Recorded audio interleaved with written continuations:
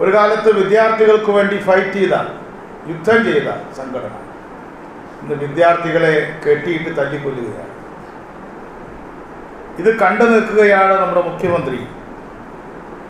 ഈ ക്രൂരമായ കൊലപാതകത്തിന് ശേഷവും അദ്ദേഹത്തിൻ്റെ പ്രശ്നം ക്ലിഫ് ഹൗസിൽ മരപ്പട്ടിയുണ്ട് എന്നുള്ളതാണ്.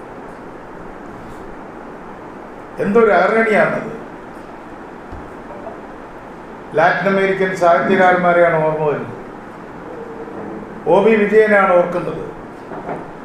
അദ്ദേഹം സ്വയം ഒരു പൊളിറ്റിക്കൽ ഐറണിയായിട്ട് മാറിയിരിക്കുകയാണ്. കാട്ടാന ചവിട്ടി കൃഷിക്കാർ മരിക്കുന്നു.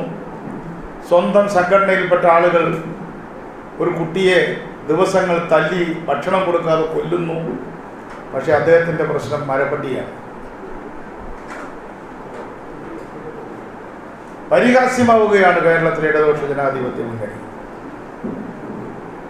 ശമ്പളം കൊടുക്കാൻ കഴിയില്ലെങ്കിൽ ഗവൺമെൻറ് ഇറങ്ങിപ്പോണം.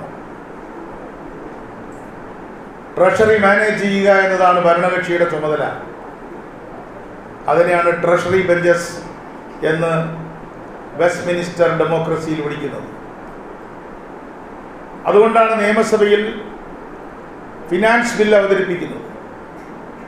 ഫിനാൻസ് ബിൽ പരാജയപ്പെട്ടാൽ വിശ്വാസ പ്രമേയം പരാജയപ്പെട്ട പോലെ തന്നെ മന്ത്രിസഭ രാജിവെക്കണം.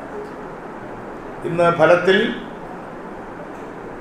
ഒരു ഫിനാൻസ് ബിൽ പരാജയത്തിന് തുല്യമായ അവസ്ഥയാണ് കേരളത്തിൽ സംജാതമായിട്ടുള്ളത്.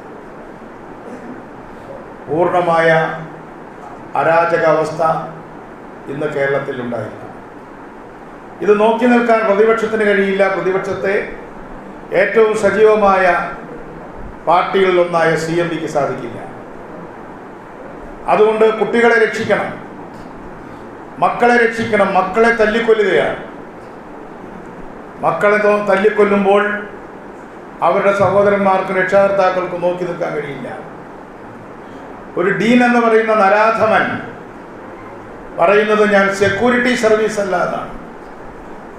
അതിൻ്റെ അർത്ഥം പിണറായി വിജയൻ്റെ സെക്യൂരിറ്റി ഈ വൃത്തികെട്ട അധ്യാപകനുണ്ട് എന്നാണ്. അയാളെ തെരുവിൽ നേരിടും.